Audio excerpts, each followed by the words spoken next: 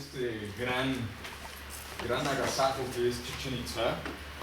Espero que todos compartan mi misma visión, ¿no? Sé que también hay muchas personas a las que Chichén Itzá no les mueve mucho el corazón, pero a mí sí me apasiona en demasía, ¿no? Lo que sería el tema Chichén.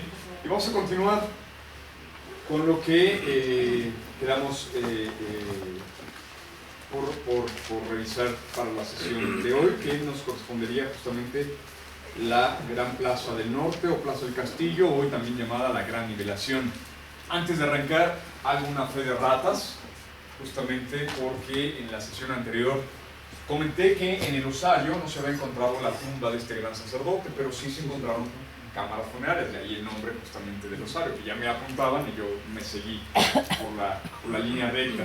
Se encontraron 7 tumbas en el tiro vertical que conduce hacia la caverna. Y la caverna está a una profundidad, el piso de la caverna está a una profundidad de 24 metros con respecto al nivel del piso del templo, en la cima de la estructura. El tiro tiene 12 metros de altura aproximadamente, es decir, está prácticamente doblando la altura de la caverna desde el nivel del suelo natural hasta el nivel del piso del templo en la cima del osario. Son 12 metros más 12 metros, 24 metros en total. Y en el tiro, no en la caverna, en el tiro se localizaron 7 tumbas.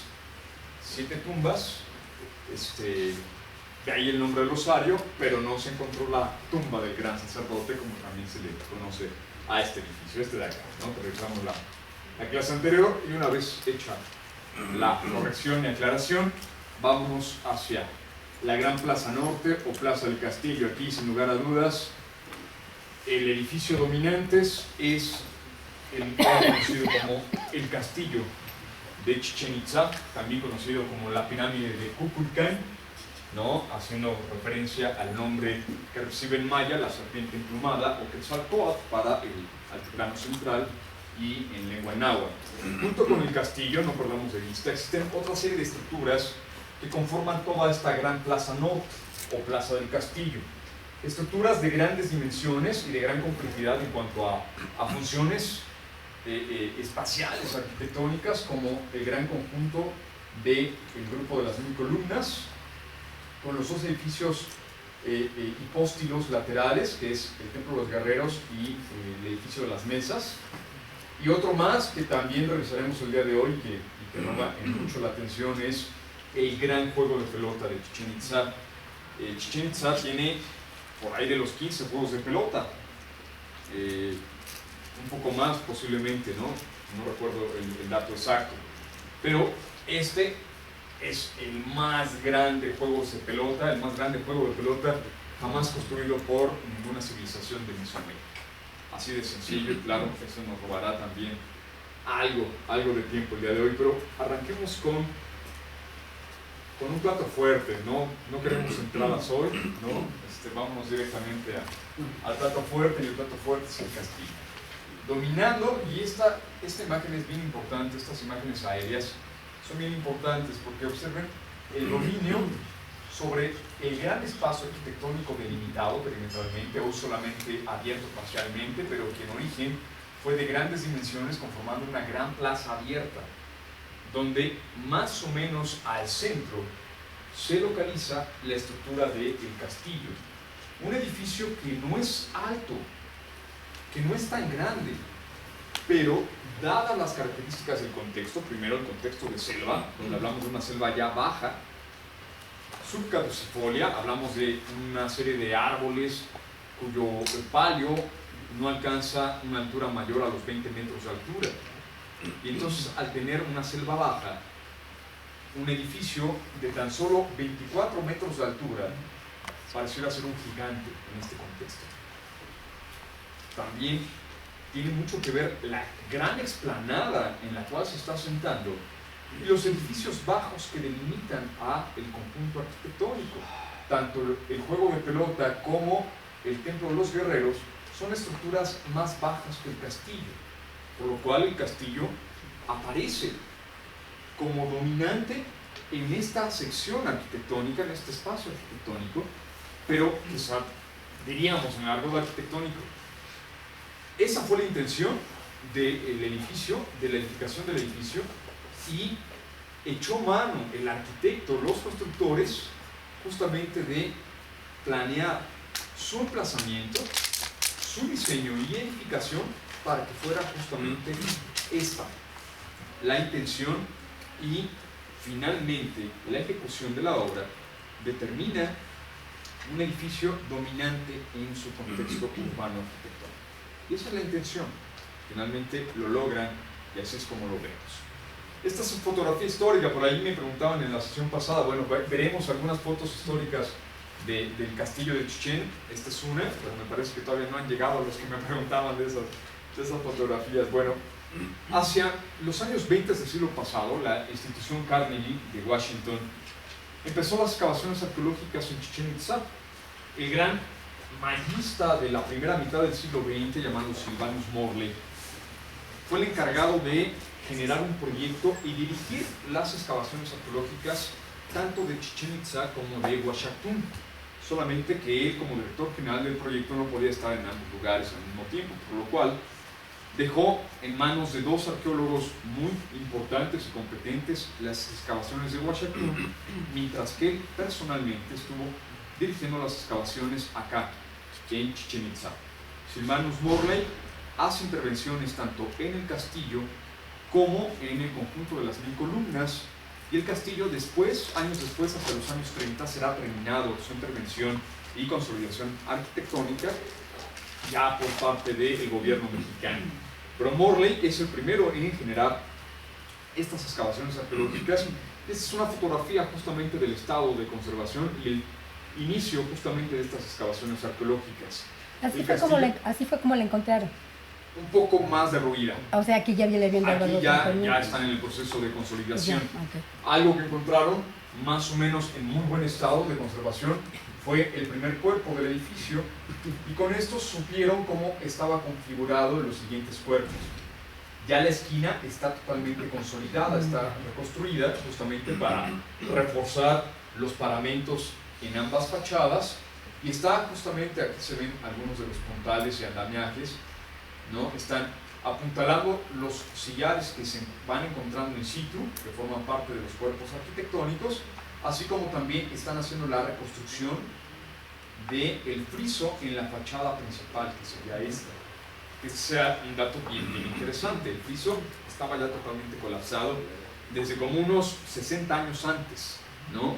Vamos a ver hasta el final una litografía de Frederick Catherwood, ¿no? Justamente de estos viajes de 1840 de Stephens y Catherwood, donde se ve que los frisos justamente encima de los dinteles, que en origen fueron de madera de Chico Zapote, al perderse los dinteles, los frisos se colapsaron.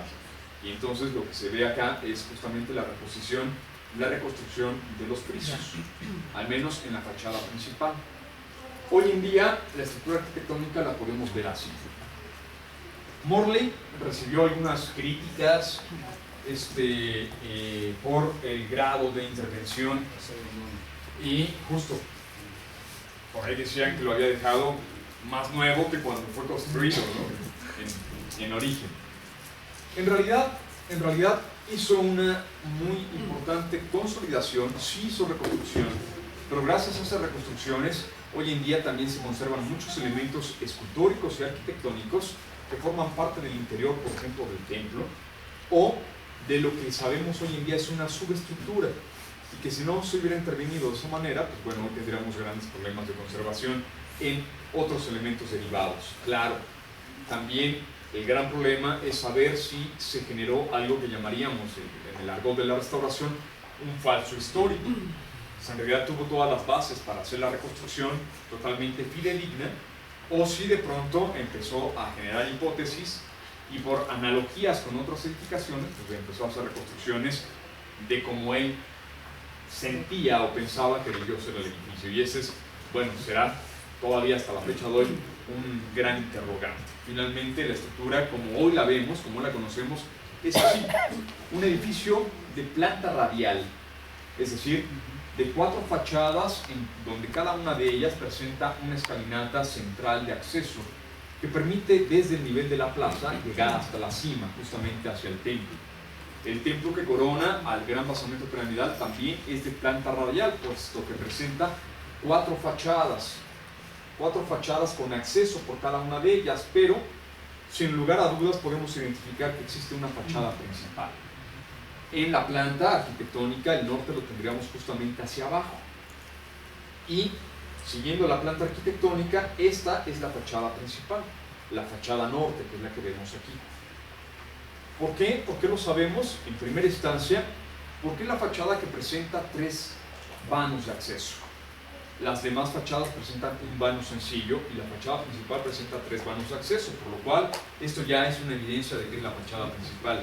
La otra referencia importante es que esta es la única fachada que permite llegar al cuarto o cámara central, mientras que las otras fachadas solamente nos conducen a una galería perimetral sin acceso hacia la cámara central.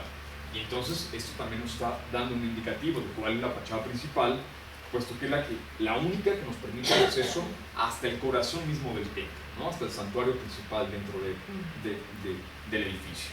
Pero al exterior, emplazado el edificio prácticamente en una gran plaza, ¿cómo definiríamos cuál es su fachada principal si no tenemos, por ejemplo, estelas o altares que aparecen comúnmente en la arquitectura maya indicándonos cuál es la fachada principal?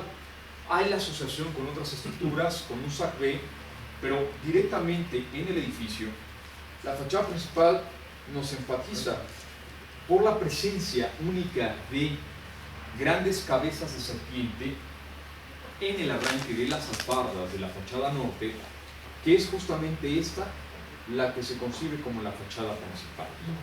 Claro, hay que acotar también algo muy interesante.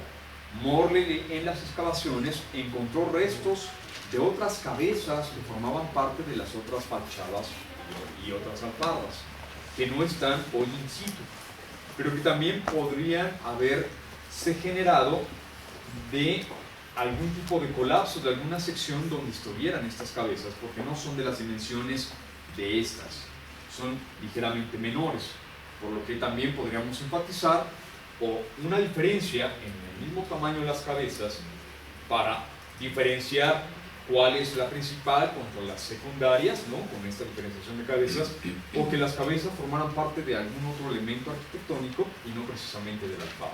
Sí. Pero sí les quedó claro que eran parte de este monumento. Sí, claro, sí. Sí, en ese sentido sí, porque se encontraron debajo del escombro del derrumbe de la parte superior, ¿no? Entonces sí, fueron parte.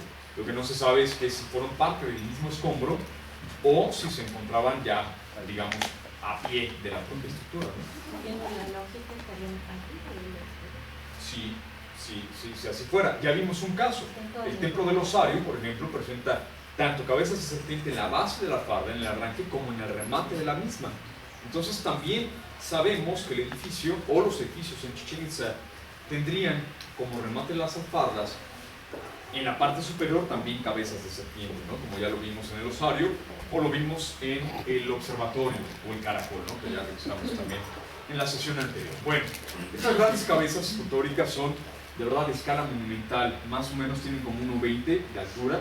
Es un solo bloque con la lengua bífida que sale de las fauces abiertas y presenta una especie como de colmillo o a lo mejor una lengua que se enrosca, justamente que sale por la comisura de los labios y se enrosca hacia los laterales.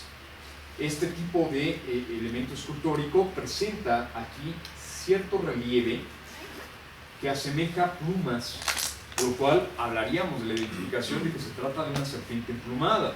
Y como lo vimos, por ejemplo, en el caso del Osario, seguramente la misma alfarda representaría el cuerpo de esta enorme serpiente.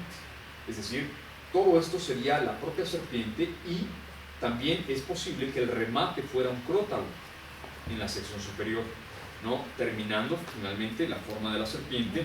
Y entonces también lo que nos hace falta es el aplanado de estuco sobre la alfarda y la pintura que seguramente sobre la alfarda pudo representar el cuerpo de la serpiente emplumada, pero son elementos que hoy en día no aparecen y que solamente podemos especular con respecto igual a otros casos que aparecen en Chichén Itzá, donde la alfarda aparece labrada.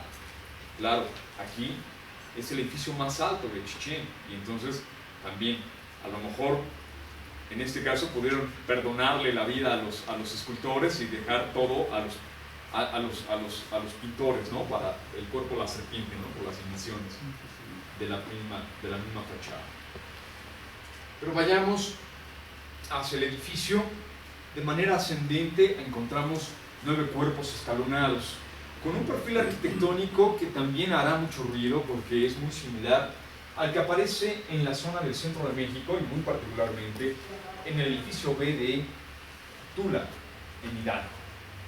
El perfil arquitectónico se conoce como tablero en placas y hace referencia justamente a estas secciones que también forman las esquinas redondeadas del edificio, que son una serie de placas que forman parte de la zona superior de los cuerpos en talud a manera de tableros y que forman una especie como de placa y nicho,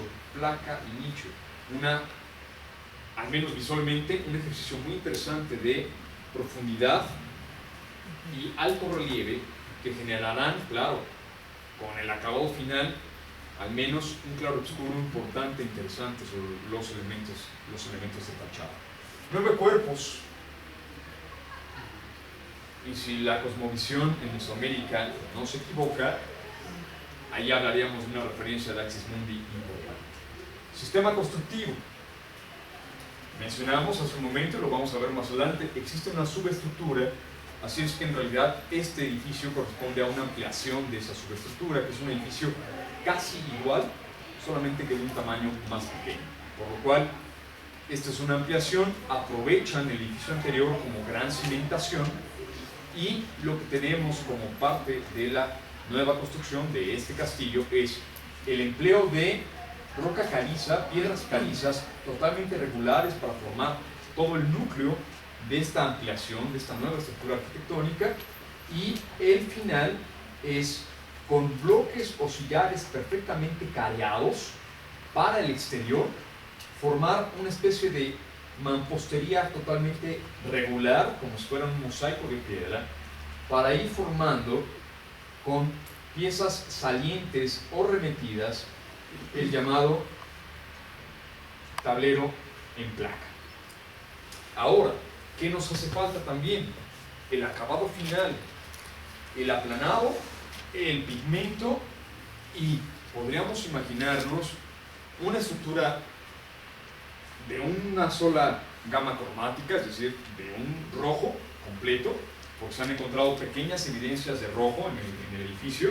Podríamos pensar que a lo mejor jugaran con combinaciones de rojo con el mismo estuco, con el blanco del estuco, o incluso aplicación de pintura mural. Si no en todo el edificio, a lo mejor en algunos tableros, no lo sabemos. Es parte de la información que ya está perdida, que no se puede recuperar, pero que tenemos que imaginar justamente en el argot arquitectónico una arquitectura completa en ese sentido. Hoy vemos el esqueleto, nos falta la piel, como diría el doctor Juan Benito Artigas, ¿no? en ese principio, para quien conoce al doctor Artigas, ¿no? Bueno, lleguemos a la cumbre de la estructura y ahí se encuentra el templo del castillo. Una estructura que, al menos por los 4 lados del basamento piramidal, nos permitiría llegar a su gran terraza superior y de aquí ingresar justamente hacia la cámara perimetral o por su fachada principal ingresar a un primer vestíbulo y después al santuario interior. No perdan de vista la presencia de algo muy importante. En fachada tendríamos la presencia de columnas por su sección circular, y estas columnas sirven de apoyo a los dinteles que finalmente soportarían el friso y el desarrollo de una bóveda en salerizo que cubriera la sección del vestíbulo hacia la parte interior.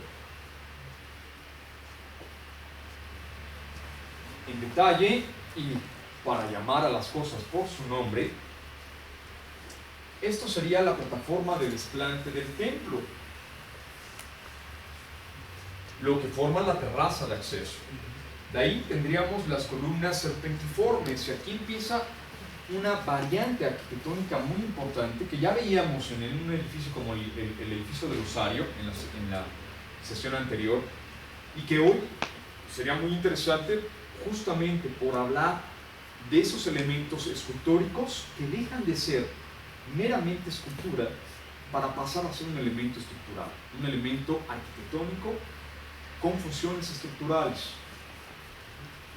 Una columna cuya base, ahora perdida, pero que las vamos a ver en el juego de pelota y las vamos a ver en el Templo de los Guerreros, tendría como base la cabeza de fauces abiertas de la serpiente, el fuste formado por dos tambores en cilindro, lleva labrado en la superficie las plumas del cuerpo de la serpiente emplumada, y el capitel sería una sola pieza en forma de L, hoy fracturados los dos, pero esta pieza en forma de L remataría en forma de un crótalo, de un cascabel, y la forma de L es justamente la caja para el apoyo de los dinteles.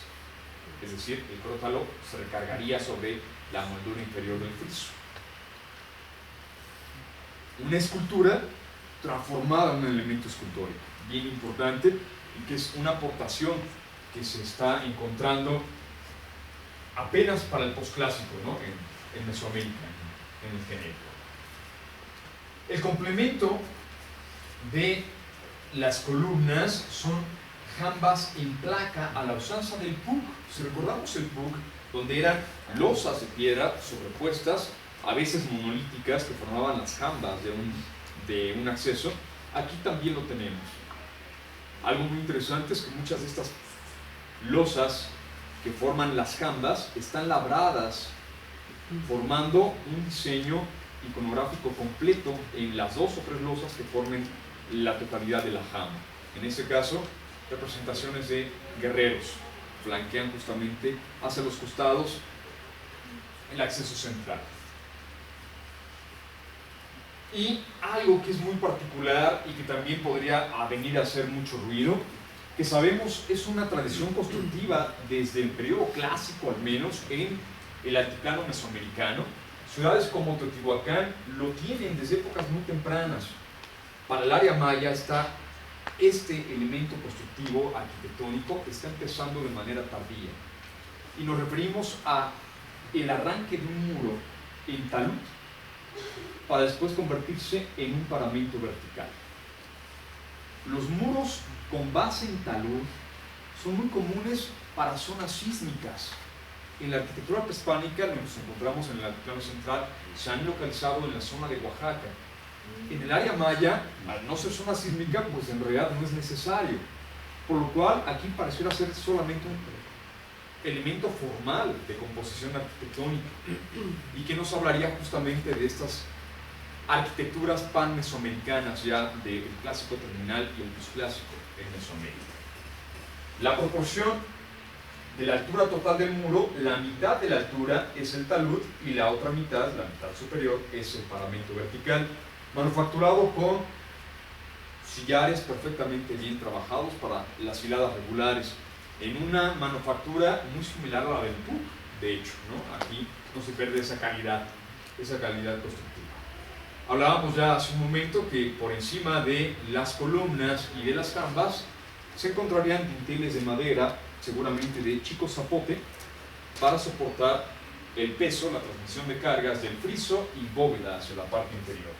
Al exterior, justamente, el friso arranca con lo que llamamos una moldura media, cuyo perfil de un doble bisel y una sección recta al centro, que llamamos listel, llamaríamos a toda esta sección una moldura con perfil de atadura, típica del PUC, ¿no? Esto también es algo muy PUC que está apareciendo en este edificio. Claro, recordemos que de aquí para acá, esto en parte está reconstruido por la carne, ¿no? Aunque las otras fachadas no colapsadas en algunas secciones tenían este mismo elemento, entonces de ahí posiblemente los testigos para la reconstrucción. Encima de la moldura media vendría el friso, y el friso también reproduce lo que serían los tableros en placa. donde solo el central presenta la evidencia de un mascarón, posiblemente de una deidad nariguda, manufacturado en mosaico de piedra a la usanza del Puj. Es decir, están conviviendo y compartiendo el mismo espacio arquitectónico las columnas serpentiformes, no tan mesoamericanas, con la deidad más representada en el norte de Yucatán, ¿no? La deidad nariguda, posiblemente Chac, dios de la lluvia, o Huitzcahuac, ¿no? Como ya lo hemos mencionado. El remate final, una moldura superior también en atadura, pero aquí están aprovechando el bisel superior para hacerlo más largo y con este formar justamente las losas que forman el remate de la azotea, es decir, todo el relleno de la cumbre de las bóvedas en saledizo al interior, todo el relleno de la azotea está cubierto por estas losas que se colocan de manera vertical, inclinadas, para formar de nueva cuenta este perfil en atadura, ¿no? De doble bisel, como ya lo habíamos visto. Y el remate, ¿no?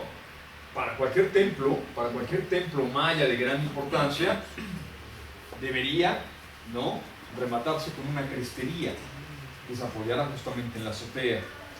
Y aquí encontramos en esta arquitectura ya del clásico terminal y posclásico una nueva incorporación de elementos arquitectónicos no empleados anteriormente y que vienen aparentemente a sustituir el remate de una azotea con una crestería. Ahora aparecerán las almenas, tan comunes en el centro de México, tan poco comunes en el área maya y que están apareciendo ahora en el clásico tardío terminal con arquitectura como la Itzá, ¿no? Este es solamente un dibujo, en realidad las almenas, en una fotografía tomada desde la azotea, esta es la almena del castillo. Y las almenas tienen forma de un caracol, tienen forma de greca, ¿no?, o de un caracol cortado transversalmente. Así estarían las almenas sobre todo el perímetro en la orilla de la azotea del edificio. Lo que vemos acá, bueno, ¿qué creen que es? Un pararrayos. ¿Pero por qué tan pegado a la almena, no? Lo bueno es que editan el video para que después Una vez que de este acceso de columnas serpentiformes ingresamos a la primera cámara que hace las veces de vestíbulo, podríamos ingresar al santuario interior. Y aquí aparece justamente esta revolución espacial que hacen los ensayos. Perdón, las almenas que me quedé pensando, ¿las pusieron o sí hay documentación? Las encontraron en sitio, en la azotea. Solamente las levantaron. Tenemos, pues, en el interior un santuario que, viendo en planta, presenta dos pilares que son este de aquí y este de allá. Los pilares soportan igual las vigas de Chico Zapote, que a su vez soportan el desarrollo de una bóveda en saledizo. Esta es la sección central, es esta. Por lo cual estas cámaras laterales también están abovedadas. Es decir, hablamos de tres líneas de bóvedas en saledizo apoyadas por dos pilares interiores. Y esto es una verdadera revolución en el espacio arquitectónico al interior. A esto le llamamos salas hipóstilas, ya lo veníamos platicando en la sesión anterior. Cuando los itzáes se arriesgaron a quitar muros de carga para transmisión de cargas o apoyos de las bóvedas en saledizo, y al interior de sus habitaciones colocar sistemas de transmisión de cargas aislados, columnas o pilares, que reciben y soportan los sistemas de viguerías, y estos a su vez apoyan el desarrollo de las bóvedas en saledizo. ¿Qué significa? Que la habitación es más amplia. Se logran hacer habitaciones, espacios interiores abovedados mucho más amplios. Esta es una, bueno, revolución espacial monumental en la arquitectura maya, ¿no? Esto, claro, esto ya lo hacían con sistemas de vigas y techumbres inclinadas o techumbres planas. En Chichén Itzá, en algo que llaman los arqueólogos salas galerías, donde aparecen una serie de columnas al interior, pero que apoyaban sistemas de vigas. Pero hacerlo para sistemas de bóveda en saledizo significa que ya tienen una técnica constructiva tan desarrollada, tecnologías constructivas tan desarrolladas, que pueden hacer esto y pueden hacer cosas más, porque esta es una sola habitación con dos pilares, ¿no? Esto es muy sencillo. Claro, está hecho para generar el santuario central del templo que remata el edificio más alto de Chichén Itzá, ¿no? O sea, no es poca cosa, no es nada menos. Pero esto, para otras necesidades arquitectónicas o espaciales, se va a desarrollar a una escala monumental. Y lo llamamos conjunto de las 1000 columnas. Para que se den una idea, lo vamos a ver más adelante. Y solamente para ver justamente una de las fachadas laterales, esta es la fachada posterior, la fachada sur, donde vemos los mismos elementos arquitectónicos, el friso con tableros en placa, las dos molduras con atadura, el muro con su perfil de talud y luego el paramento vertical, y aquí no perdamos de vista, todos los vanos de acceso en sus jambas presentan un relieve escultórico que presenta a un personaje ricamente ataviado con insignias de guerra, que todo pareciera indicar que se trata de la representación de un guerrero. Y esto es algo que también empieza a hacer mucho ruido al mundo de la arqueología, que hacia el clásico terminal y el posclásico aparece una representación de milicia de manera casi exponencial y exagerada en muchos de los sitios del posclásico. De ahí que durante mucho tiempo las ideas estructurales de la primera arqueología pensaban que el clásico era el tiempo del máximo apogeo y paz, ¿no? Y que las sociedades eran incluso teocrático-pacifistas, y que el posclásico era la era militarista y el ocaso, ¿no? La decadencia de las grandes civilizaciones, ¿no? Y de ahí el nombre de clásico y posclásico, de hecho, ¿no? Hoy en día sabemos que eran igual o más beligerantes en el clásico que en el posclásico. Esto es algo que hoy en día lo tenemos más que claro. Lo que sí cambia es justamente una mayor representación a insignias o elementos militares, representaciones de individuos no personalizados. No hay un nombre, no hay un glifo que identifique quién es este guerrero, pero sí a lo mejor se está haciendo referencia a su casta o al grupo de la milicia al cual pertenece, y que esto es algo bien interesante, que aparece como una heráldica, ¿no? Escultórico-arquitectónica asociada a todo el espacio urbano arquitectónico de ciudades como Chichén Itzá, por ejemplo, o para el altiplano central, mexicas, clásico tardío, o posclásico temprano, toltecas, ¿no? Y que, claro, eso es lo que hace el ruido, ¿no? en este argot de la investigación. Hoy en día, insisto, a esto le llamamos atributos panmesoamericanos, porque aparecen prácticamente por todos lados. ¿No hay foto del libro? ¿No hay qué? ¿Foto del libro? No, la foto que traigo es la que acaba de ver. El interior, el espacio arquitectónico interior es, bueno, exquisito. ¿Por qué? Son crujías angostas, abovedadas. Aquí recurren a que el remate de la bóveda es igual con algo que llamaríamos un filete, es decir, una pequeña pestaña, y después la colocación de tapas de bóveda. No lo hacen como en la iglesia, que tenían dos lajas para formar un vértice como remate interior, ¿no? Aquí sí viene la tapa de bóveda en horizontal, que veríamos acá.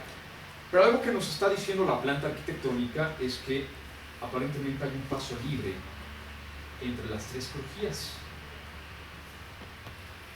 Y no vemos la evidencia en líneas punteadas de que aquí exista un dintel para que esta crujía sea una sola bóveda y esta sea otra bóveda. sino que nos está hablando de una solución constructiva que pocos constructores del área maya lo lograron hacer o salvar. Darle la vuelta a la bóveda en saledizo o hacer una intersección de dos crujías perpendiculares, justamente en esta esquina. Viene esta crujía, que sería esta de acá, llegamos a la esquina y dobla para seguir por esta crujía y hace lo mismo en la otra esquina. Esto, documentado, Palacio de Palenque, laberinto de Yaxchilán, laberinto de Toniná, o sea, todo eso Sumacinta, ¿no? Los arquitectos de Sumacinta eran los meros buenos en esto. Evidencia de esto, pero colapsado, ¿no? Pero se estima que así fue, edificio 22 de Copán, en la zona del río Motagua, en Honduras, y Chichén Itzá, así de contados, ¿no? O sea, no me llevé más de los dedos de una mano, ¿no? En ese proceso. Sí, a 45 grados, claro. Y algo muy interesante, ¿no? Que esta, que sería la proyección a 45 grados de la intersección en esta esquina de ambas bóvedas, esta arista,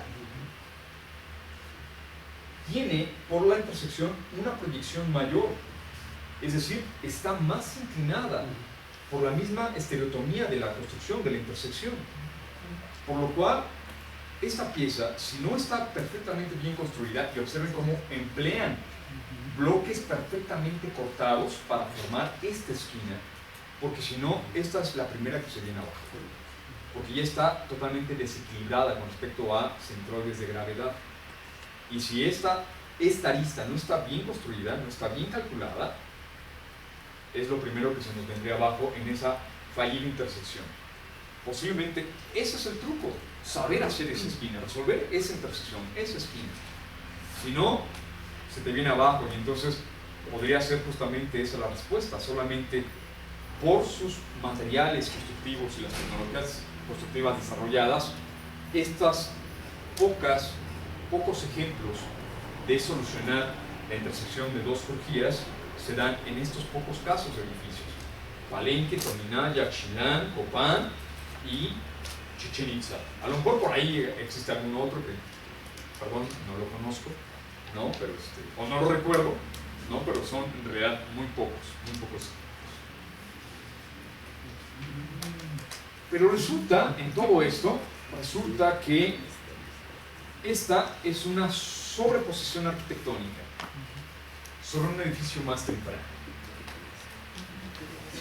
Hoy en día sabemos que el edificio más temprano es prácticamente una réplica del castillo, con algunas variantes. Por ejemplo, la subestructura, por supuesto, es un edificio más pequeño, no presenta una planta radial, es decir, solo tiene una escalinata de acceso, cuya frontalidad es la norte, coincide con la fachada norte, es decir, desde la primera etapa constructiva se determinó que esa era la fachada importante y justamente está asociada, insisto, con una plataforma conocida como la plataforma de Venus, un sacbé y el cenote sagrado de los sacrificios como el polo opuesto al propio edificio. Un edificio, una subestructura de 9 cuerpos escalonados que no presentan el tablero en placa, son taludes sencillos, con moldura como remate de cada uno de los cuerpos en la sección superior, y al interior no existe esta galería perimetral, son solamente 2 cámaras o crujías paralelas con un solo acceso por la fachada del norte.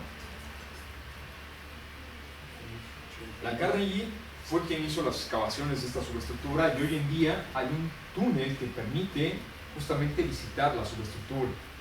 Hay que ir, claro, en un día de suerte, en donde se esté permitiendo la entrada.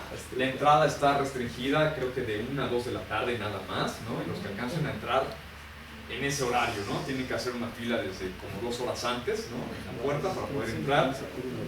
Pero, en realidad, si un día, ya que se conozcan bien el sitio y que les falten cosas por conocer de Chichén, hagan esa fila, vale la pena ingresar porque lo que van a ver será esto. Esta es la primera cámara aquí estaría, digamos, en el marco de la misma fotografía, el vano de acceso del templo que nos permite ingresar a esta primera cámara, y en ella se localiza la escultura in situ de un chacmol. Una escultura monolítica de esta imagen del personaje recostado que ya hemos descrito, es el chacmol, y que presenta incrustaciones fascinantes porque son dos pequeñas cuentas de obsidiana, las que hacen las veces del iris del ojo, la parte blanca del ojo, así como las uñas de las manos que sujetan la vasija y las uñas de los pies, presentan incrustaciones de pedernal para representar justamente lo que serían las uñas de este personaje. Este se encuentra al interior de la habitación del templo, en la primera habitación. Es decir, aquí encontramos la referencia de un chacmol que no está en la terraza del templo, que no está afuera, sino que pareciera ser su uso fue asociado con esta primera crujía en un acto aparentemente privado, no público. Es decir, si se deposita una ofrenda encima del chacmol o, como habíamos ya mencionado, si este sirvió como piedra de sacrificio, esto se realizó al interior del templo, en una actividad pareciera ser totalmente privada, no en la terraza del basamento piramidal para que toda la multitud en la plaza lo pudiera ver, ¿no? En ese principio tendríamos esta referencia. Al fondo, el vano, que estaría escalonado o tomando prestado términos de arquitectura europea, ¿no? Abocinado, ¿no? hacia la parte central, tendríamos el acceso hacia la cámara posterior. Y ahí aparece algo igual in situ y totalmente extraordinario. Ya lo están viendo. ¡Qué maravilla! El trono de jaguar, con su pigmento original, cinabrio, e incrustaciones de jade para simular manchas de la piel del jaguar, así como los ojos, y pedernal para los dientes y colmillos. Un trono extraordinario y exquisito, localizado in situ, perfectamente bien conservado, ahí hacia la parte interior de esta segunda cámara, y que, bueno, si hacemos caso a la iconografía de cerámica maya, por ejemplo, lo que tendríamos que imaginarnos es al gobernante sentado sobre este trono, ¿no? Viendo desde su propia cámara las acciones que se realizan acá al frente, si así nos gustara, ¿no? esa función. ¿No fue en donde se encontraron un disco de museo de turquesa? Arqueológicamente se localizó sobre esta sección que incluso presenta una mancha, un soporte de madera en donde venía justamente un mosaico de turquesa, pequeñas cuentas de turquesa que forman, aquí el contraste no es muy claro, pero forman cabezas de serpiente en cada uno de estos bloques. Aquí habría otra, aquí cabezas de serpiente en un mosaico hecho de turquesa. Y bueno, vengan los datos. La turquesa, aparentemente casi toda la turquesa empleada en Mesoamérica, el 90% de la turquesa que se encuentra en Mesoamérica procedía de las minas del suroeste de los Estados Unidos, de Arizona y Nuevo México. De allá viene la turquesa. Por lo cual hablamos de rutas de intercambio comercial a enorme distancia, ya no larga distancia, ¿no? Sino gigante distancia. Sabemos hoy en día que hay minas de turquesa en la zona de Zacatecas, pero aparentemente no fueron tan explotadas. Por algún motivo pareciera ser que por la misma calidad de la piedra, la turquesa más comercializada y más rica, más demandada, fue la turquesa de los Estados Unidos, del suroeste hoy de los Estados Unidos. En aquel entonces, pues, bueno, no, antes de Santana todavía era México, ¿no? Bueno, ahí el disco de turquesa. No, ya no, este se retiró y se encuentra en el museo, de Antropología.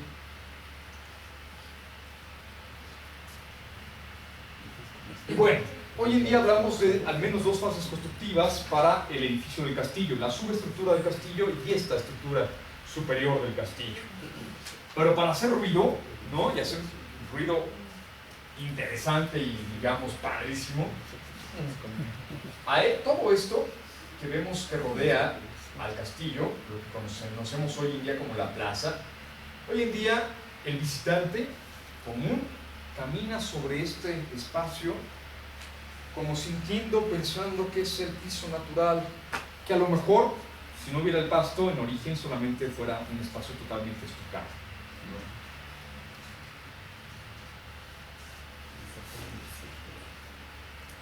Pero excavaciones arqueológicas recientes encontraron evidencia de al menos 9 etapas constructivas por debajo del piso superficial del desplante del castillo en algo que hoy en día se conoce como la gran nivelación. ¿Qué es lo que vemos acá? Aquí está el castillo, hacia la fachada oriente, aquí están las calas arqueológicas y se alcanzan a distinguir, aquí hay una línea muy clara que corresponde a una primera plataforma, la cual se amplió con una segunda plataforma, que sería esta de acá. Esta segunda plataforma en realidad constituye una tercera fase constructiva, esta es la segunda, hay una primera todavía hacia la parte interna, es decir, existe la evidencia de una plataforma que se ha ido ampliando y que de menos desde este nivel, hoy en día de la plaza, a el desplante de esta plataforma, hablamos de 3,5 metros, un poquito más de profundidad, para que nos demos una idea de, bueno, de qué escala estamos manejando, ¿no? en estas dimensiones. Hoy en día sabemos que esta etapa 2, esta etapa 3, aunque los arqueólogos no nos han regalado una cronología, ¿no? Todavía no nos dicen para la fecha tal, en principio esto sería tan antiguo como lo que acabamos de ver en la sesión anterior. Lo que tiene los elementos netamente PUC y las fechas tempranas del 891, ¿no? Por ejemplo, la Casa Colorada, ¿no? Donde se habla de Cacupacal en la ceremonia de fuego, acompañándose del gobernante de Balam, ¿no? Que llegó de visita, ¿no? Bueno, pareciera ser que esta arquitectura es contemporánea o a lo mejor nos sorprende y resulta ser más antigua que la de las monjas, la iglesia, la Casa Colorada, lo que revisamos en la sesión anterior. Algo muy interesante. Alcanzan a distinguir la diferencia de materiales aquí y esta línea horizontal. Esta línea que ven aquí, ese es el nivel de piso que corresponde a la edificación de la subestructura del castillo. Y que ese nivel de piso se encontró tanto aquí como al pie de la subestructura, es un piso de estuco totalmente rojo. Entonces imagínense que para ese momento constructivo, esa fase constructiva, la gran plaza del castillo fue totalmente roja. Y ese piso de estuco llega hasta abajo del Templo de los Guerreros y del conjunto de las Nicolaitas. ¿Por qué gran nivelación?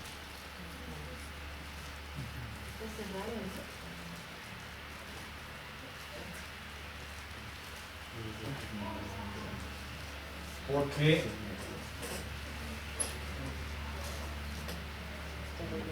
ese espacio que está delimitado ahí es un espacio delimitado, tiene en todo su perímetro un talud justamente del relleno y al menos en las partes centrales la profundidad de 350 metros nos habla de un volumen de material que no se empleó para ningún edificio de Chichén. Hoy en día esta plaza, esta estructura cuadrangular, a grosso modo tiene 350 metros, por 350 metros. Ahora multiplíquenlo por 350 metros de profundidad y me dirán si no es de una gran nivelación. Más grande que, vaya, tiene más o menos el volumen de material de la pirámide de la luna de Teotihuacán, ¿no? para que se den una idea de, como diríamos, ¿no?, en un argot muy coloquial, cómo se la gastaban los mayas, ¿no? Donde, insisto, eso es algo que platicamos, ¿se recuerdan? Cuando platicamos de aquella primera sesión y hablamos del Huachatún. Es muy común que en Mesoamérica, y muy particular con los mayas, que a veces las obras de infraestructura sean superiores en magnitud, al menos de volumen de material, que las obras de arquitectura. Y esto significa justamente la gran importancia que tiene hacer una nivelación de estas dimensiones con esa gran cantidad de volumen de material para elevar, nivelar de manera artificial y generar un solo gran espacio artificial, una gran explanada artificial. Hablamos de 3 canchas de fútbol, o un poco más, para que se den una idea de las dimensiones que tiene esto que llamamos la gran nivelación, o que los arqueólogos llaman la gran nivelación, y que por supuesto nos queda más claro. Algo muy interesante, esta está delimitada por una especie de muralla. Bueno, se une con los edificios existentes, y aquí aparecen segmentos de una muralla con acceso solamente en donde aparecen los alveops. Y que la muralla también tiene 2 fases constructivas, y que aparentemente la primera muralla solamente fue la delimitación del espacio, ¿no?, para definir un espacio sacralizado de un espacio, digamos, externo, no sacralizado. Pero la segunda ampliación de la muralla pareciera indicar justamente ya la necesidad de fortificación de esta parte central, algo muy interesante. Falta más excavación, insisto, porque solamente excavaron un segmento, que sería este de acá, para dar esos datos, ¿no? Y nos faltaría más investigación, más excavaciones para en realidad aseverar que las 2 fases de la muralla correspondan a esas 2 hipotéticas funciones. Sí. Y aunque las excavaciones, por lo que se ve en la fotografía, son reducidas, ¿se ha podido detectar un sistema de drenaje ahí abajo? Sí, de hecho, toda la plaza estaba nivelada y la propia muralla tiene un sistema de canalización del agua que va o conduce hacia las zonas bajas, el agua de lluvia. Pero también puede ser con un poco de agua. No, porque no lo permitiría. Existe un drenaje abierto que no se puede cerrar, pero no aquí. No. El terreno calcáreo también, ¿no? También, claro. Una penetración del agua inmediatamente. Sí. Digo, aquí sí, por supuesto, toda la plaza estaba estucada, pero no, en ningún momento se tenía la intención de inundar la plaza de Castillo. Bien. Hoy en día vemos así lo que sería la estructura del castillo, y justo hay personas que empiezan a contar, ¿no? Y eso es una referencia que me he encontrado en muchos lados, que cuentan el número de escalones que aparecen por cada una de las escaleras, y dicen que son un total de 91 escalones, y entonces que la suma de todos nos da 364 escalones, más el escalón de acceso hacia el templo, que no existe,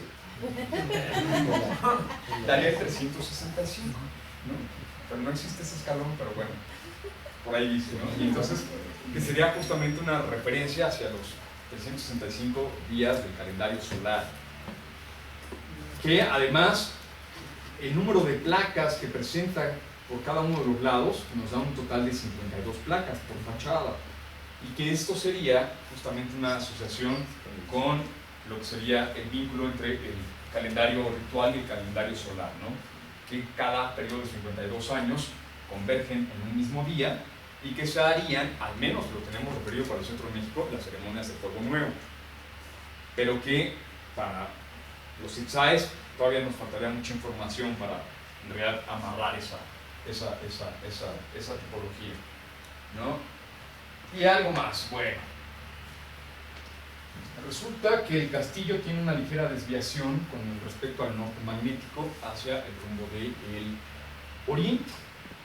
Y entonces se da el fenómeno de que para los días de equinoccio, al ocultarse el sol, proyecta por toda esta arista una sombra hacia esta alfalfa. y que se le ha dado el nombre del descenso de Kukulcán, ¿no? Donde aparentemente esto es la reproducción del cuerpo ondulante de la serpiente que remata en una cabeza. Hay quienes ven solamente una sombra. Hay quienes ven, claro, en esta edificación la culminación material de los conocimientos de la astronomía y las matemáticas edificadas en una sola obra arquitectónica. Como quiera que sea, lo único que yo voy a decir es, por favor, no hagan esto.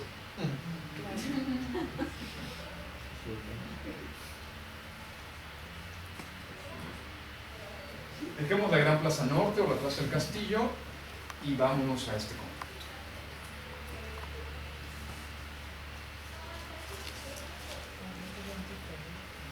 El conjunto de las 1000 columnas es posiblemente la segunda plaza más grande de la ciudad. Tiene casi 150 metros por lado hacia la parte interior y está delimitada perimetralmente por una gran diversidad de estructuras, muchas de ellas estructuras hipóstilas complejas y mayores, además de la asociación de 3 juegos de pelota y al menos un gran baño de vapor que se encuentra en este sector, en esta esquina. Posiblemente como parte de la asociación de este gran conjunto aparece esta pequeña estructura hoy llamada el Templo de los Guerreros, un basamento piramidal adosado hacia la esquina noroeste del conjunto de las 1000 columnas y que presenta también una arquitectura que nos podría hacer, arquitectura e iconografía que nos podría hacer muchísimo ruido. Esta es la Gran Plaza Castillo y al fondo, justamente hacia la esquina nororiente de la Gran Nivelación, ahí aparece la estructura del Templo de los Guerreros. Algo que me interesa enfatizar es primero, y por eso esta secuencia fotográfica, observen que si logramos pasar la muralla de la Gran Nivelación y estar dentro de la plaza, de la Gran Plaza del Castillo, prácticamente esta gran explanada, esta enorme, monumental explanada, nos permite una deambulación libre, ¿no? Poder caminar de alguna manera libremente, por lo cual podríamos decir que dentro de este continente que es la Gran Nivelación, esta Plaza del Castillo es pública, ¿de acuerdo? De, digamos, una libre circulación. Conforme nos vamos acercando hacia el Templo de los Guerreros, lo primero que vemos, entrada, aunque solamente vemos los elementos verticales, tendríamos que imaginarnos un friso como cerramiento de estos pilares. Justamente ahí empezamos a acercarnos a un edificio que nos servirá como elemento de transición entre el espacio abierto, descubierto y público hacia el espacio interior cerrado, cubierto y privado, que estará acá arriba. ¿De acuerdo? ¿Cómo es? Primeramente llegamos sobre el mismo nivel del piso de la plaza.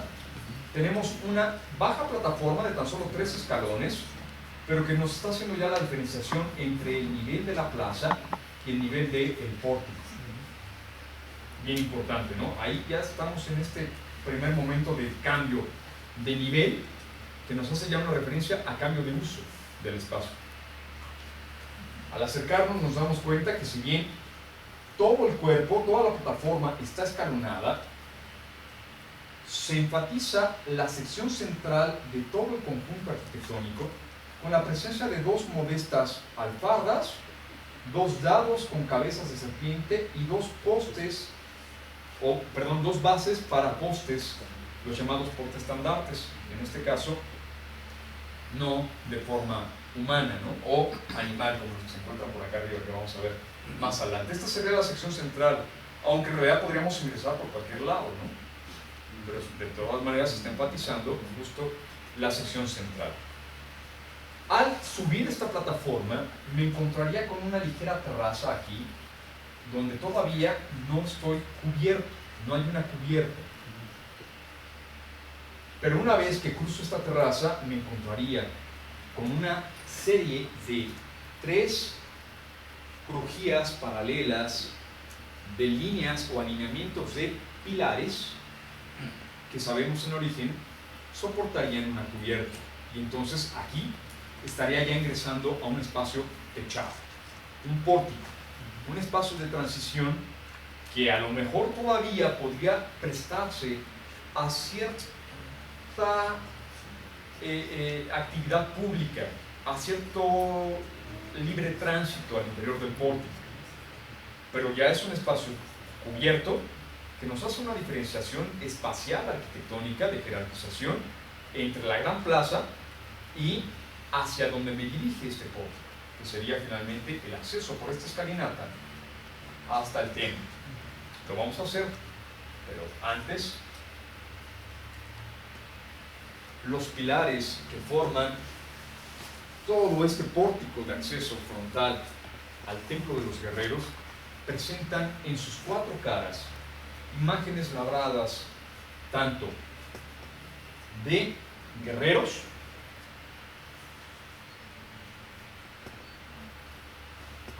donde cada una de las imágenes de guerreros están sobre una imagen que empezaremos a reconocer y a llamar como el hombre pájaro jaguar. Es aparentemente una imagen de un personaje que está emergiendo de las fauces de una serpiente, la cual lleva elementos plumarios en la cabeza. Y las extremidades presentan garras, de ahí el término de hombre pájaro serpiente. Jaguar, perdón, hombre pájaro serpiente jaguar.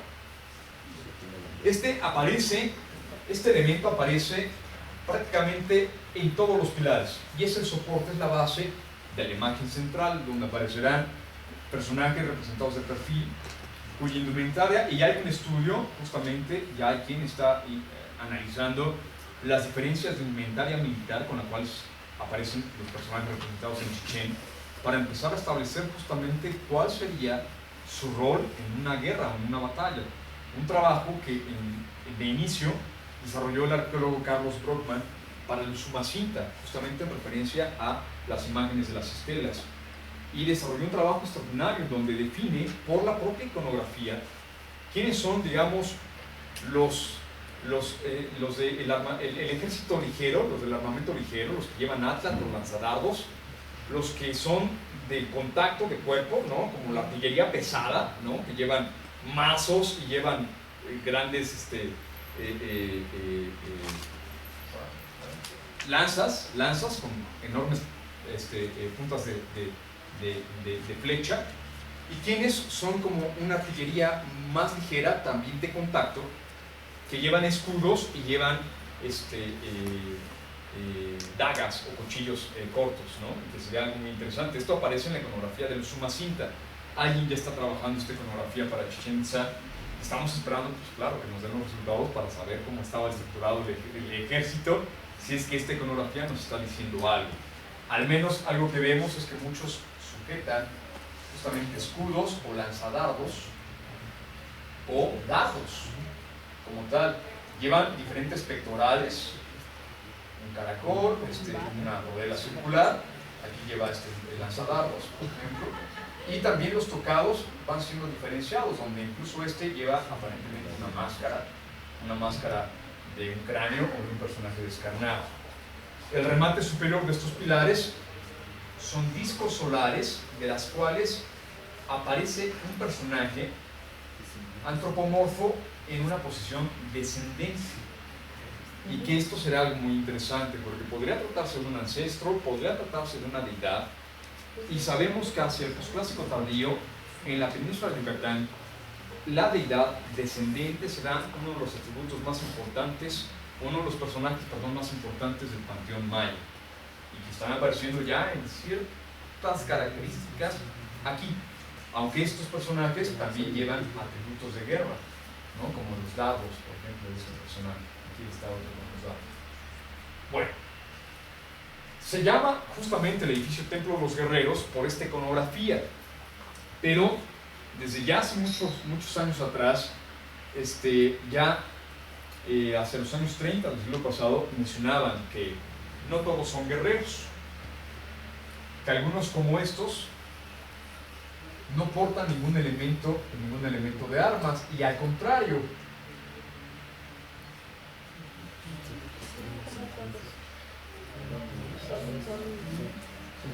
se trata de la representación de cautivos, de prisioneros, es decir, también se representa justamente el botín de guerra, ¿no? en ese principio.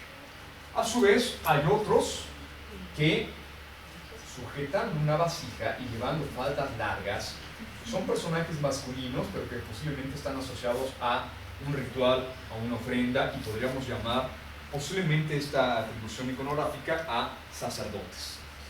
Por lo cual, en esta gran galería porticada se presentarían todos estos elementos, todos estos personajes, tanto una milicia, que son el mayor de los números representados, seguido de los cautivos y finalmente del sacerdocio. Se me fue el nombre del arqueólogo, el que hace el análisis de estos pilares, pero bueno, mencionan en estudios que justo podría ser la representación de todo un ejército, de la captura y la presentación de cautivos y del ritual de sacrificio asociado con ellos, ¿no? Y que posiblemente el edificio pudiera cubrir esas funciones, ¿no? en el genérico, ¿no? Que sería un edificio, digamos, militar en ese principio, ¿no? Muy interesante, ya después platicaremos más acerca de ello. Y esto es algo exquisito, porque es el único testigo que se encuentra en pie, que es el fondo de la galería. Esta es la última de las crujías, aquí están los pilares de los guerreros. Hay una banqueta adosada al muro posterior que cierra este pórtico. La escalera para acceder al templo de los guerreros está aquí atrás, y esto es el perfil de la bóveda en saledizo con tecnología de piezas en bota, y que tendríamos que solamente imaginarnos las vigas de chico zapote por encima de los pilares y el desarrollo de todo este espacio abovedado. Una verdadera gran sala hipóstila. Imaginemos entonces esto al exterior con moldura media, friso, moldura superior, y 3 galerías en paralelo abovedadas, formando un espacio extraordinario hacia la parte interior. La misma bóveda aparentemente se abriría en la sección de la escalinata para permitirnos el acceso hacia la parte superior. El basamento piramidal está conformado por 4 cuerpos escalonados en talud, y para hacer ruido, tablero, con proporción de 1 a 1. Aquí está el talud y aquí está el tablero, con moldura inferior y moldura superior, y en donde la sección del panel del tablero nos presenta un relieve escultórico exquisito. Aparece en secuencias de parejas un personaje acostado o apoyado como si fuera un tipo chacmol, donde el rostro está totalmente girado y está asociado con un animal, en este caso un águila, que se apoya en solamente una de sus garras, en el pie, porque la otra garra soporta un corazón. Y aparentemente es la iconografía del devorador de corazones. Lo mismo ocurre aquí. Aquí aparece un personaje igual, sedente, que con la cabeza girada hacia su espalda está asociándose con ahora un felino que también sujeta en sus garras un corazón que aparentemente está devorando. Para que no me den el avión. Los 2 personajes están sedentes, el torso está girado a 90 grados, la cabeza a otros 90 grados, sujetan los 2 grandes barras, de las cuales en sus extremos pareciera salir humo o fuego, y que podrían estar vinculadas justamente a estas ceremonias que aparecen en los textos de Cacupacal, de ceremonias de fuego. Lo que también haría mucho ruido es algunos elementos iconográficos como las santoqueras y las narigueras, que son muy comunes en la iconografía de Chichén Itzá, pero que no son tan comunes en el genérico del área maya y que son más comunes para las culturas del altiplano central por la asociación que se tendría con Tlaloc, justamente, el dios de la lluvia. En los extremos, el felino y el águila devorando corazones, que también es una iconografía pan-mesoamericana que aparece a partir del clásico terminal y posclásico en toda Mesoamérica. Esta iconografía también está muy asociada con toltecas y también con mexicas, por ejemplo, ya más tarde. Sí. Es un poco la posición del Chacmol. Sí, sí, sí. No, prácticamente es la posición del Chacmol, solamente que el torso lo tiene totalmente girado, pero en realidad el personaje está sentado, posicionado en algo que yo creo que ni el yoga lo permite hacer, ¿no? No lo sé, pero una posición verdaderamente difícil. Bueno, finalmente, si logramos acceder por la escalera que nos conduce al templo de los guerreros, llegaríamos al final de la escalera y nos encontraríamos que las alfardas de la escalera rematan en dados, cabezas de serpiente y portaestandartes antropomorfos. De hecho, por ahí vi una fotografía donde los arqueólogos de los años 30 le pusieron astas justamente a estos personajes, ¿no? Y el asta va ligeramente inclinada, no es totalmente vertical, va echada hacia el frente y no le pusieron una bandera ni nada, ¿no? Pero la verdad es que se ve extraordinario si fuera esa la función. Después tendremos una gran terraza perimetral, ¿no? Que nos permite circundar al edificio en todo su perímetro y que solamente teniendo una fachada principal, la que ve hacia la plaza del castillo, la que ve hacia el poniente, nos presenta esta iconografía escultórico-arquitectónica, ¿no? O esta gran arquitectura escultórica, como le quieran llamar. En origen, la terraza tuvo un piso de losas, como lo vemos en esta sección.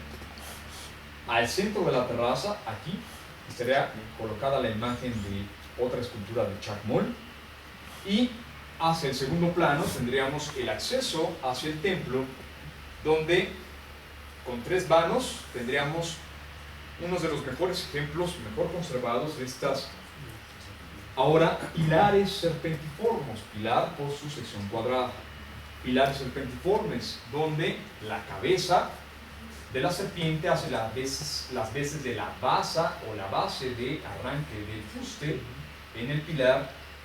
El fuste lleva labrado lo que serían las líneas que formarían las plumas del cuerpo de la serpiente emplumada, y el capitel, así deberíamos imaginarnos los del castillo, un capitel en forma de L que remata con crótalos o cascabeles de serpiente y plumas en su extremo.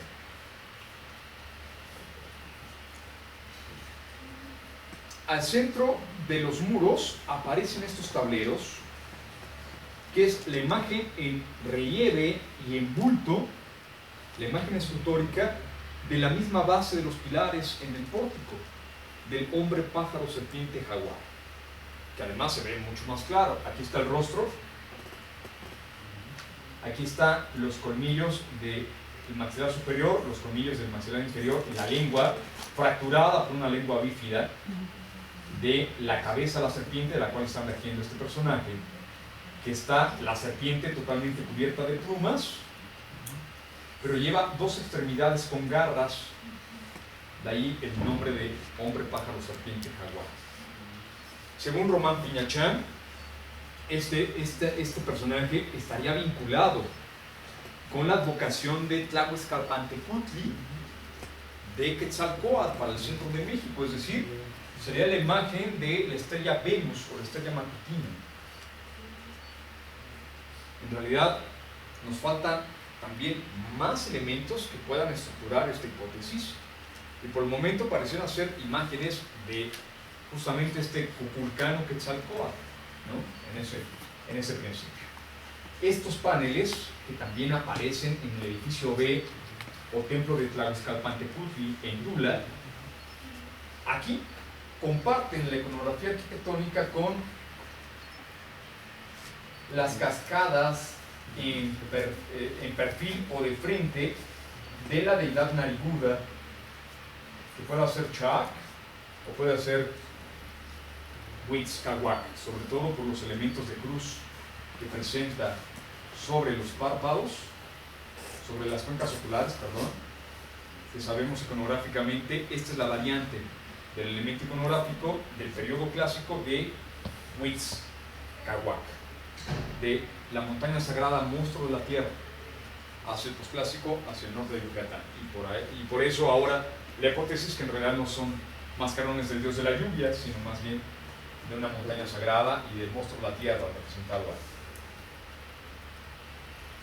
O fortuna, ya no se permite el acceso hacia este edificio, porque aún y con eso, ¿no? Ya saben, hace no muchos años, que llega Thalía, que se sienta en este edificio, que se sienta en este chacmol para la foto, ¿no? Y bueno, por supuesto, gran escándalo, pero es que eso es lo que hacía toda la gente que se subía a este edificio se sentaba en el chacmol para sacar la foto, y entonces hablamos de problemas de deterioro, de erosión de la propia escultura. Hoy por fortuna, ya no se permite el acceso, pero nos impide justamente ver la parte interior.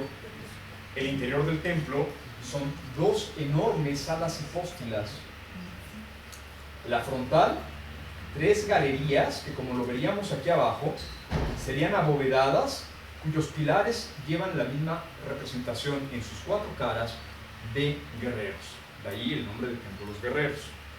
La segunda habitación, también una sala hipóstila, con banquetas adosadas en 3 de sus 4 muros, 3 crujías paralelas abovedadas, y al fondo, justamente lo que alcanzamos a observar acá, es la banqueta central,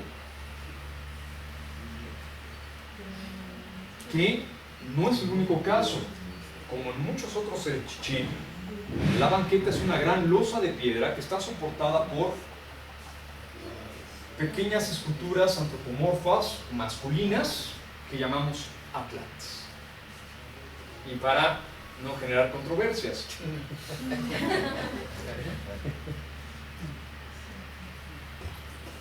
viene del latín y del griego, que significa mujer de Cardiai, ciudad de Laconia, donde había un templo famoso de Artemis provisto de cariátides, estatua de mujer que sirve de soporte como una columna.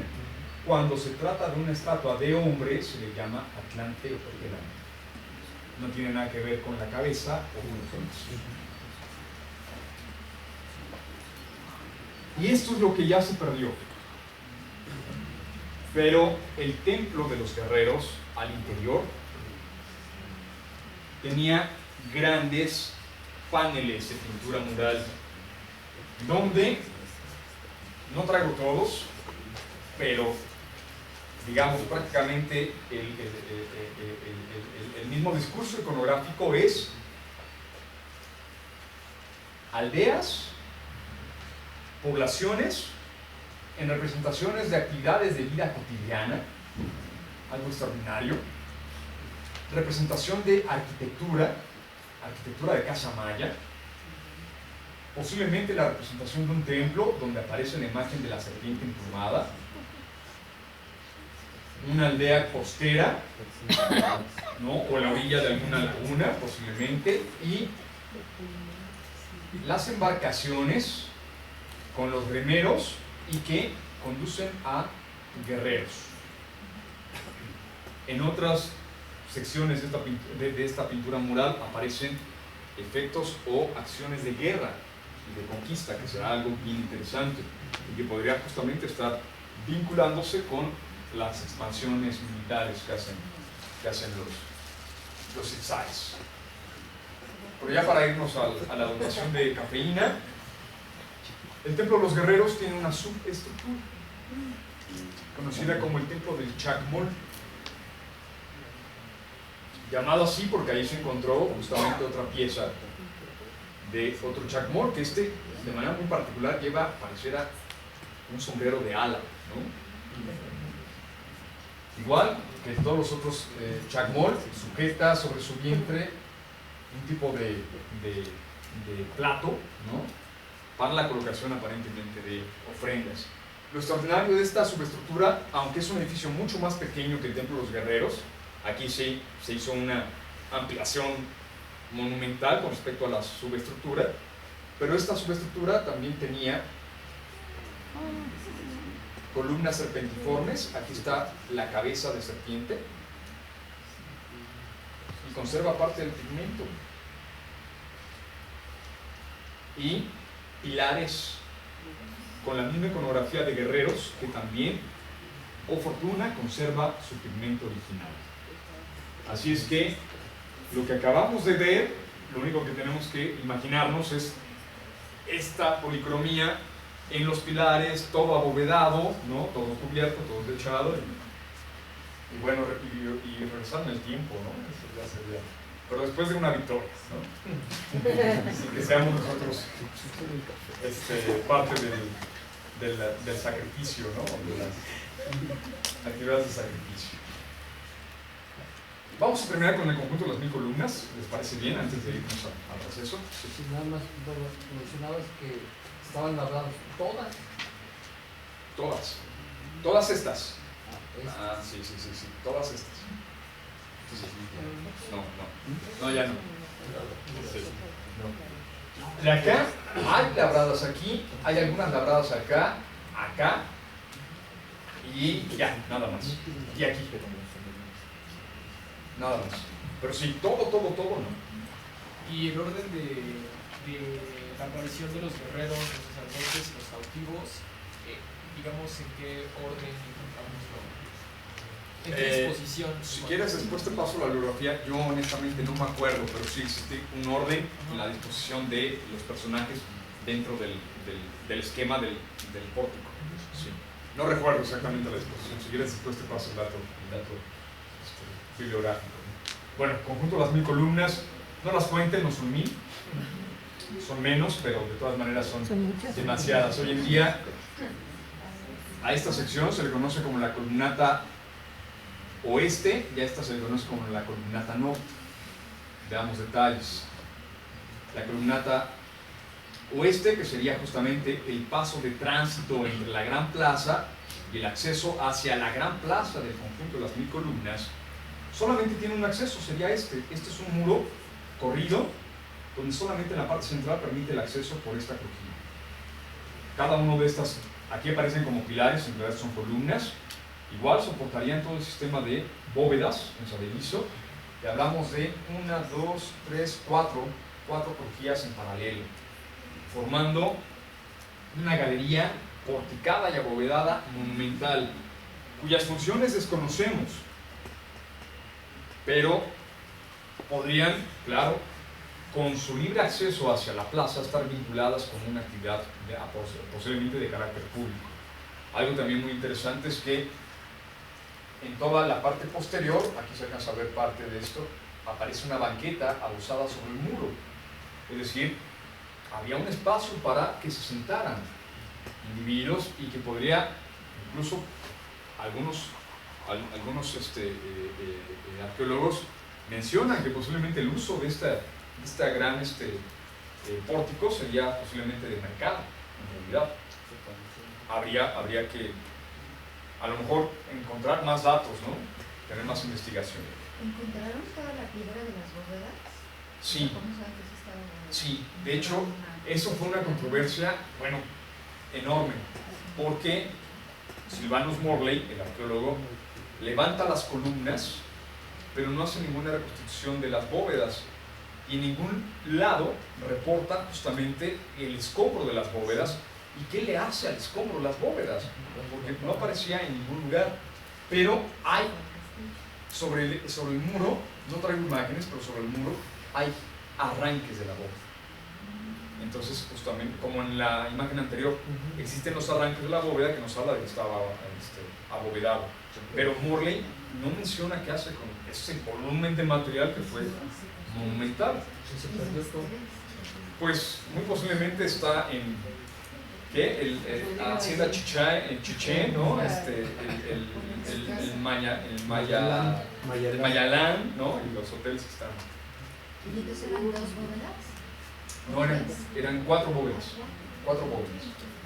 Esta es la columnata, justamente esta columnata, la columnata del norte. Y también, parte de lo que se decía, como parte de la controversia, es que la proporción de esbeltez, las columnas son muy altas, incluyendo el capitel cuadrangular, ¿no?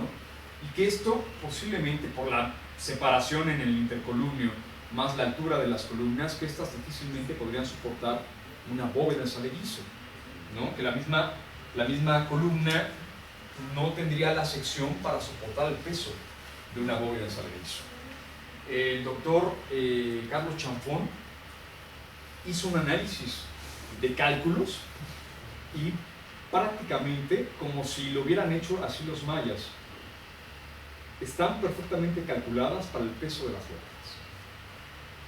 Un árbol encima ya provocaría la falla, un peso extra encima provocaría la falla, pero las bóvedas estarían, las columnas perfectamente bien diseñadas para soportar el peso de las bóvedas. Algo totalmente impresionante, algo increíble. Y de aquí hablamos de 1, 2, 3, 4, 5 galerías en paralelo abovedadas. Las salas abovedadas más grandes de Mesoamérica.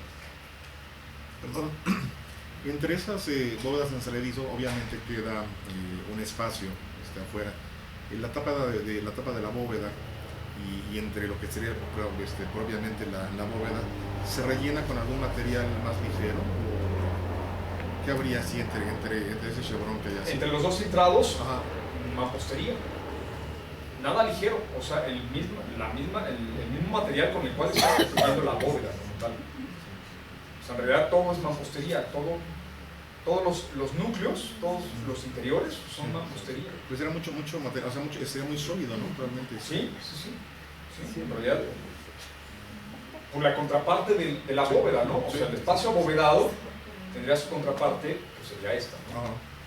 Que sería el sólido y que sería mampostería, ¿no? La tapa de bóveda la tendrías acá y aquí todavía viene todo el relleno de la azotea, ¿no? Justamente. Y al final, un estucado en superficie para evitarte inundaciones, ¿no? Algo muy interesante que hoy en día sabemos, sí. No hay sugerencias de una junta constructiva, ¿verdad? Porque es muy larga la sección para la... no, al menos de aquí a acá no es sugerencia, pero aquí continúa el pórtico y sí, aquí habría una junta constructiva ya con los siguientes edificios. Pero ahí no. Hoy en día no. Pero, bueno, también se podrían dar el lujo, no tiembla. ¿No? Pero no, hoy en día no lo hay. Y bueno, pegado hacia el muro, justamente hacia este muro, aparece también una banqueta, y la banqueta que va aquí atrás es una banqueta sencilla y de pronto tiene como altares de mampostería que presentan un perfil de talud y moldura, y en donde aparece la iconografía de guerreros aparentemente en procesión. Una iconografía también pan-mesoamericana que también encontrarán en Tula, que también encontrarán en Tenochtitlan, ya del clásico tardío, y que está apareciendo también acá en Chichén Itzá, y que nos habla de algo, digamos, pan-mesoamericano. No pierdan de vista la serpiente, ¿la ven? Como esta serpiente, esto mismo aparece como remate en la moldura, en la sección superior.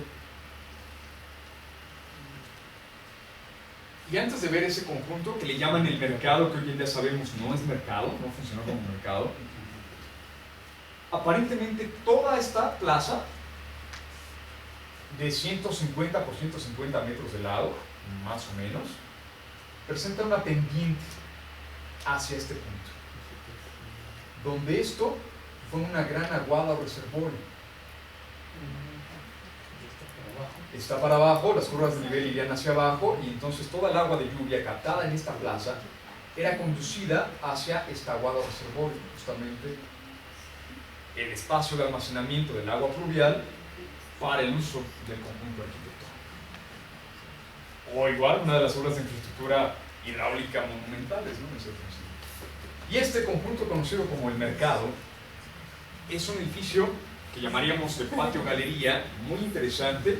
Presenta un pórtico de acceso sencillo, de una sola crujía, con banqueta apoyada sobre el muro posterior y el acceso, un único acceso hacia un patio galería hacia la parte interna, que es de dimensiones totalmente extraordinarias. La primera visual la indica el punto de vista y hacia dónde estamos viendo, por encima de la plataforma. Hay una terraza y después el pórtico. Esta es la terraza y este es el pórtico. Y aquí los mismos arquitectos itzáes empiezan a jugar con la forma de la fachada. ¿Por qué? Porque empiezan a mezclar columnas con pilares. Y van colocando una columna por un pilar, una columna por un pilar. Estos pilares también llevan representaciones labradas de guerreros. Pero ya están jugando con la misma fachada del edificio. Ingresando, aquí está la banqueta apoyada sobre el muro posterior.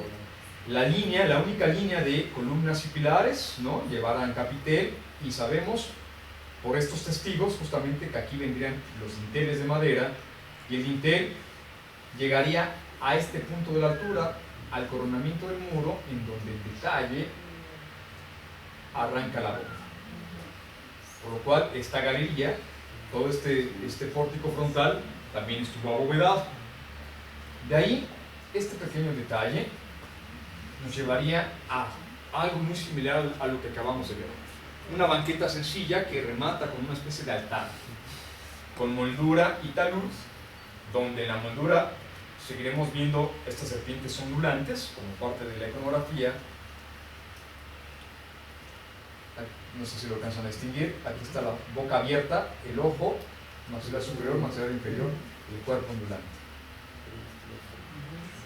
Y del otro lado, igual, aquí hay una cabeza de fauces abiertas y el cuerpo blanco.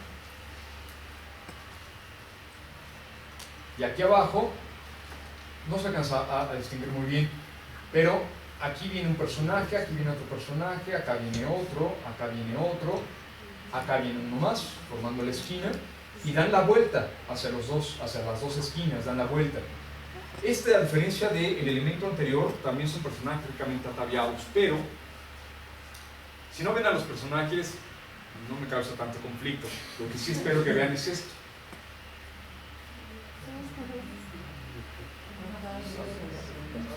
Son cordeles que llevan atados por las muñecas a estos individuos, por lo cual pareciera ser justamente una presentación de cautivos o una novatada, ¿no?